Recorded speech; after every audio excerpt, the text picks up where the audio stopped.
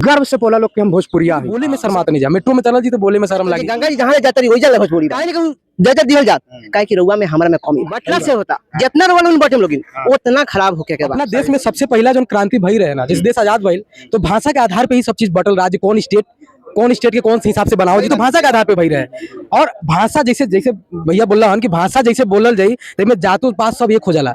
हमने की भोजपुरी वाला फीलिंग आला, अब में जात पात ना देखेला आदमी। तो भाषा ऊ एगो कड़ी बा जौना के माध्यम से हमने के सबके जोड़ सकत नहीं जा। हमने की तो अलग अलग बढ़ जाते हैं, हमने भाषा के मान्यता नहीं की जाती, भाषा में रुचि नहीं की जाले। सबसे मेन अश्लील ऊपर काहे आवता। पहले शारदा सिन्हा के गाना फेमस चलत रहल, अभी अश्लील चलता। ठीक बा, बहुत वैरायटी के लोग ये सोसाइटी में रहेला, हर कोई गाना सुनेला, अलग अलग पसंद हर कोई के बा। जॉन व्यूअर के डिमांड रहेला, कलाकार वही हिसाब से प्रस्तुत करेला। भाषा फिल्मों के आधार पे अश्लील हो जाएगी तो सबसे अश्लील तो अंग्रेजी होगी, क्योंकि सबसे ज्यादा पॉर्न फिल्म उसी फिल्म में उसी भाषा में बनती है। तो अंग्रेजी अश्लील तो नहीं है, पूरी दुनिया में वो इंटरनेशनल लैंग्वेज है। आज के जनजी ई चाहता खाली भोजपुरी नहीं, जो भी भाषा हो, जो भाषा खातिर मांग उठ रहा है कई सालों से कई वर्षों से, उन सबकी मांग पूरी की जाए। साथ में हमारा भोजपुरी तो होनी चाहिए। हमें अपनी भाषा पे गर्व करना चाहिए, ना कि शर्म। भाषा गर्व का विषय होता है, ना कि शर्म। अपनी माँ पे कोई शर्म नहीं करता है, अपनी माँ पे गर्व ही करता है।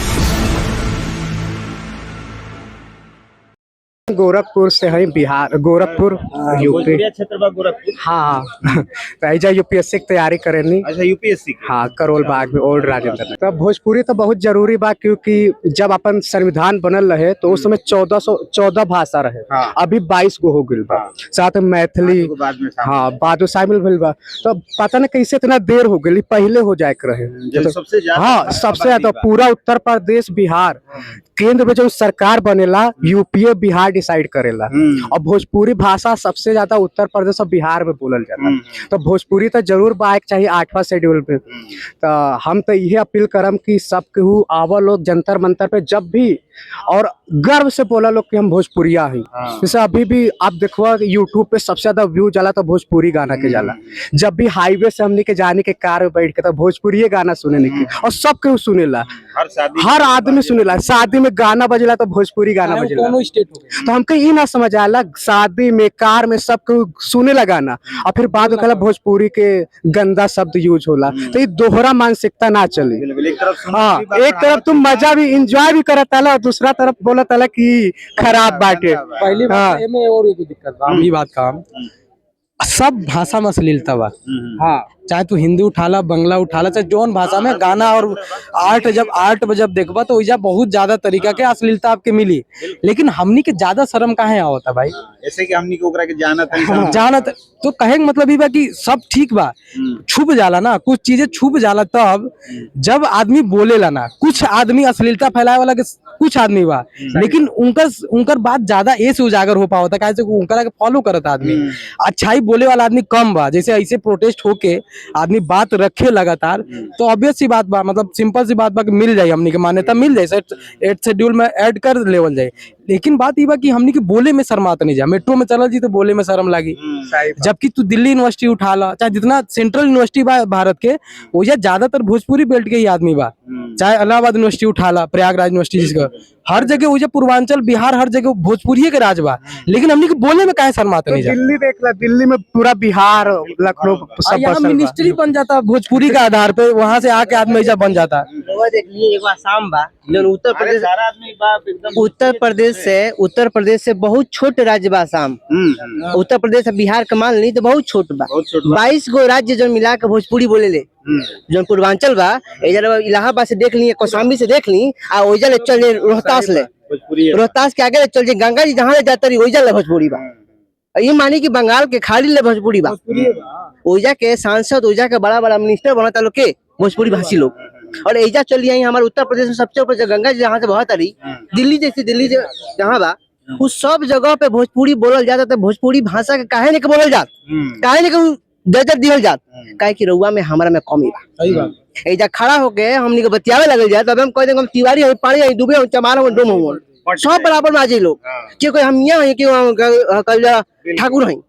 तो बात बटला से होता, जितना रोल बटम लोगिन उतना खराब होके के बा। देखिए एक ऐसे हुई कि जैसे बंगाली, जैसे आसामी, देखिए हमारे अरुणाचल प्रदेश में रहल बानी, हमारे बचपन अरुणाचल में गुजरल बा। वो हम ऐसा चीज देखले बानी कि हमनी के भोजपुरी वाला लोग हिंदी बोले ला लोग, ठीक बा। आसाम वाला लोग आसामी बोले सन। ओइजा जंगल में उतना अंधेरा जंगल में आदमी जो पहुंच नहीं के पाओ, तो जब मद्रासी पहुंचता मद्रासी भाषा में बोले ले। लेकिन हमने की हिंदी में क्या कर रहे हैं जी, और हिंदी सही से ना बोले सन। हिंदी बोला तो सही से, क्या कर रहे हैं जी नोरी जी, ये क्या है, ये है क्या? हिंदी बोले आवत नहीं, क्या जोन बोले आवत तू बोले नहीं ना, जो हिंदी आवता तो हिंदी बोले, भोजपुरिया तो बोले नहीं, हिंदी आवता ही नहीं थे। दोनों के बिगाड़ देवे, खिचड़ी बना के खा लेवे। हम एक और चीज कहा, अपना देश में सबसे पहला जो क्रांति भई रहे ना, जिस देश आजाद भइल, तो भाषा के आधार पे ही सब चीज बटल। राज्य कौन स्टेट के कौन से हिसाब से बनाओ जी, तो भाषा के आधार पे भई रहे। और भाषा जैसे भैया बोल रहा हन कि भाषा जैसे बोलल जाई तो में जातो पात सब एक हो जाला। हमने की भोजपुरी वाला फीलिंग आला, अब में जात पात ना देखेला आदमी। तो भाषा ऊ एगो कड़ी बा जौना के माध्यम से हमने के सबके जोड़ सकत नहीं जा। हमने की तो अलग अलग बढ़ जाता है, हमने की भाषा के मान्यता नहीं की जाती, भाषा में रुचि नहीं की जा ले। सबसे मेन तो बात ही बा कि ना पढ़त नहीं जाना, लिखत नहीं जाना, बात करता नहीं जा। एगो बड़ा बड़ बात बा, अभी जंतर मंतर पर हमनी के बानी सन। जंतर मंतर पर अभी कुछ ही दिन पहले एगो बड़ा आंदोलन खत्म भइल बा, जेएनजी के आंदोलन कहाता।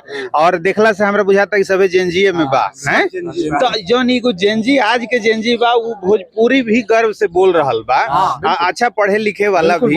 तो मने का लगता कि कुछ विस्तार जो कुछ जौन बा लोग के मन के अंदर जौन बा भोजपुरी दबल बा, वो सब देख के धीरे धीरे बाहर आई, बहुत तेजी से आवता। हम सच्चाई बताऊं, जो हम अपना ग्रुप के बात करी तो हमारा ग्रुप में ज्यादातर कहाँ से कि यूपीएससी का आप देखम दिल्ली में, तो ज्यादातर छात्र पूर्वांचल या बिहार या ये बरल बड़न। तो हमनी के बोले में बिल्कुल शर्म ना लगेला, हमनी गर्व से बोले नहीं जाए। एगो माहौल बनल बा, एगो बात पहले जैसे अश्लीलता वाला बात चलेला कि तू अश्लील कोनो, जैसे और बेल्ट वाला आदमी के लिए इतना अश्लील गाना बनता है, ऐसे इस तरीके से भाषा को इस तरीके से प्रदर्शित किया जाता है, मतलब बॉडी पे बात की जाती है। तो वो सब हमने कहेंगे भाई तहरा भाषा में नहीं खे। अरे अगर भाषा फिल्मों के आधार पे अश्लील हो जाएगी तो सबसे अश्लील तो अंग्रेजी होगी, क्योंकि सबसे ज्यादा पॉर्न फिल्म उसी फिल्म में उसी भाषा में बनती है। तो अंग्रेजी अश्लील तो नहीं है, पूरी दुनिया में वो इंटरनेशनल लैंग्वेज है, इंग्लिश इंटरनेशनल लैंग्वेज है, जबकि सबसे ज्यादा अश्लीलता हुई बा। तो कहे का मतलब ये बा कि पढ़ाई वाला भोजपुरी वाला आदमी, जितना बड़ बड़ टीचर भोजपुरी वाला, पढ़े वाला भोजपुरी वाला, सांसद विधायक भोजपुरी वाला, लेकिन भोजपुरी खातिर आदमी बोले में जब एक साथ आवता तो बोले में शर्माता। तो ई जेनजी जो आप क्वेश्चन पूछनी है, अब जेनजी खातिर तैयार बा, वो बोला था जब प्रोटेस्ट रहे तो आइजो भोजपुरी में नारा लागत रहे, एकदम कोनो दिक्कत ना रहे। हाँ कहाँ बाहु आओ, भोजपुरी में पूरा क्रांति आओ।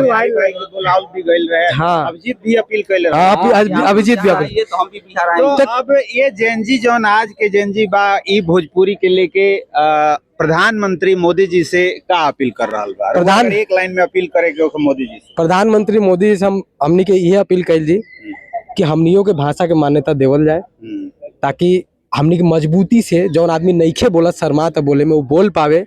और हमनी के पूरा भारत में फैलल बनी जा अलग अलग जगहों पे, तो हमनी के कला के, हमनी के ई जो संस्कार बा, सबसे बड़ी संस्कार हम कहब, हमनी भोजपुरी भारत में सबसे ज्यादा कोनो भाषा में संस्कार बा कहल जाला तो भोजपुरी में बा। हमनी के आप कह के बोले नहीं जा। व्याकरण के बात कल जाए तो सबसे सुंदर व्याकरण हमनी के बा, रउआ कह के बोले नहीं जा। अलग अलग शब्द बाटे, अलग अलग बहुत अच्छी बात। हमरो सरकार से बा निवेदन बा, सरकार से ये निवेदन बा कि जब हमारा बात शुरुआत में रहला कि असम में यूपी या बिहार जो पूर्वांचल क्षेत्र बा, उन पॉपुलेशन से भी कम ही बा, छोट बा, और क्षेत्रफल से भी छोट बा। ओकरो जो छोट एरिया होता है एगो बोडोलैंड, जो बोडो भाषा जन बा, वो बोडो भाषा हम संविधान में बाटे, हम माना नहीं की वो लोग के अपन भाषा बहुत सम्मान बा, लेकिन संथाली तो ये बा एगो बात बोडो के बात कहता नहीं है, सिंधी बा सैकड़ा में बा। जब बात भई रहे कि 50 लाख से ज्यादा आदमी जहाँ बोली होता वो चल जाए कहाँ भाषा में आ जाए, 8वीं सूची में आ जाए 50 लाख से ज्यादा बोले वाला आदमी।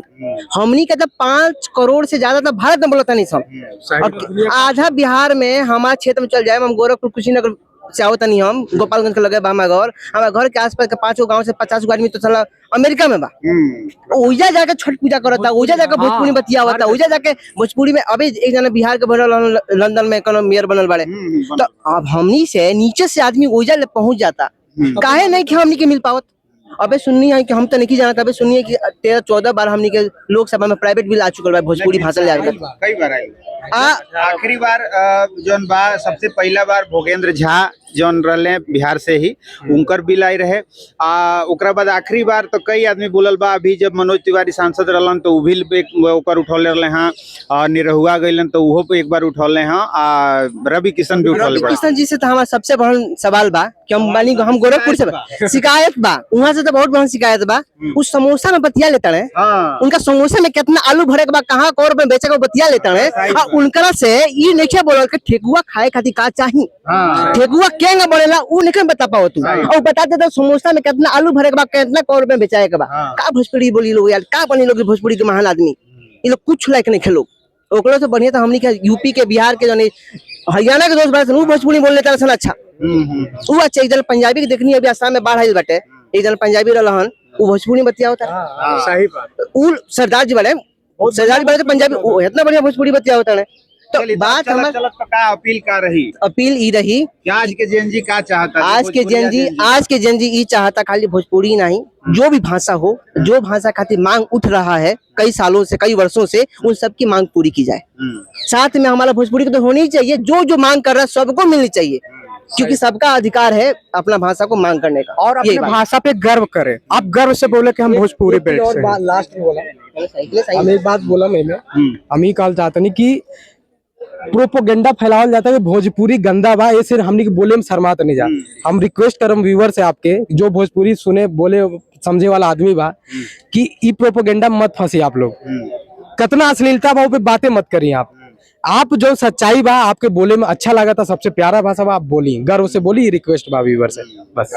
चलिए हाँ बरोबर का कहते एक बेसिक संदेश हम हर कोई के देवे के चाहता नहीं। Being an advocate supreme court में हम प्रैक्टिस करें नहीं लेकिन हमरा कहे के मतलब बा कि जैसे इल्जाम लागेला कि भोजपुरी जैसे भाई भी कहनी है बहुत लोग कहेला कि अश्लील बा लेकिन हमरा कहे के मतलब बा कि अश्लील ऊपर काहे आवता। पहले शारदा सिन्हा के गाना फेमस चलत रहला अभी अश्लील चलता ठीक बा। बहुत वैरायटी के लोग ये सोसाइटी में रहेला हर कोई गाना सुनेला बिल्कुल अलग अलग पसंद हर कोई के बा।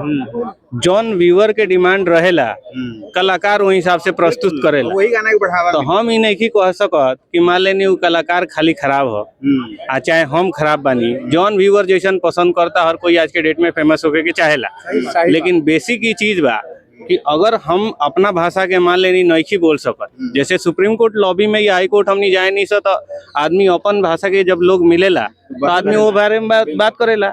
अब ये तो सुप्रीम कोर्ट इंस्टीट्यूशन है जहाँ खाली इंग्लिश चलेला लेकिन अपन एडवोकेसी लॉबी जौन बा आदमी बार रूम में बैठल बा में बोलेला ही भोजपुरी काहे बोलेला कि आदमी अपना भाषा पर सम्मानित महसूस करेला। और अपील ही बा कि देखी बुराई कतनो ऊपर हो जाई अच्छाई के दबा नहीं खे सकत तो रउआ भोजपुरी के बढ़ाई और आपस में बात करी तो हर व्यवहार मान लेनी बोली सुन के लोग प्रभावित कैसे हुई जब आपस में बात करें अच्छा से बात करें तो लोग प्रभावित हुई और ओकरा बाद में बुराई धीरे धीरे खुदे खत्म हो जाएगी। चलिए मैं कहना चाहता हूँ कि भाषा जो होता है वो समाज का दर्पण है। आप कहाँ से मेरी जो रूट से एंसेस्ट्री है वो बिहार से लगती है मतलब मेरी दादी जी थी पर मैं एक्चुअली पुणे महाराष्ट्र से हूँ। तो मैं कहना चाहता हूँ कि कोई भी भाषा होता है वो समाज का दर्पण होता है और जो साहित्य होता है उस समाज का क्या करता है प्रतिबिंब होता है।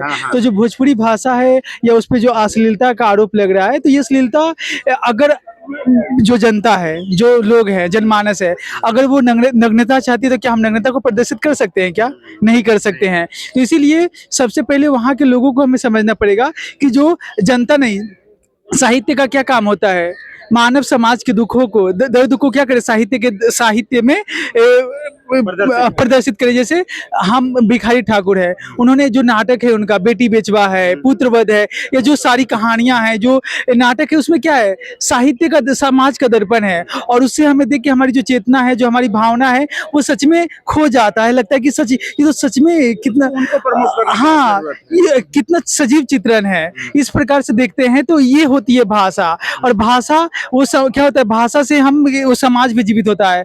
भाषा मर जाती है तो उसका इतिहास इतिहास, समाज सब कुछ खत्म हो जाता है। तो मैं दरख्वास्त करना चाहता हूँ, निवेदन करना चाहता हूँ कि कोई भी है, भोजपुरी भाषा बहुत ही ज्यादा व्यापक जनमानस तक बोली जाती है, बहुत लोग बोले जाते हैं। तो इसका आइए सब लोग से सब सम्मान कीजिए, संरक्षित कीजिए, और हमें अपनी भाषा पे गर्व करना चाहिए, ना कि शर्म। भाषा गर्व का विषय होता है, ना कि शर्म। अपनी माँ पे कोई शर्म नहीं करता है, अपनी माँ पे गर्व ही करता है। जी। तो ये आपने सुना, और ये जो छात्र आज यहाँ पे अपनी बात रख रहे हैं, ये सारे यूपीएससी और सुप्रीम कोर्ट जैसे संस्थानों से आ रहे हैं। और अब ये कहना कि जो भोजपुरी है वो सिर्फ गांव की भाषा है, ऐसी बात नहीं है।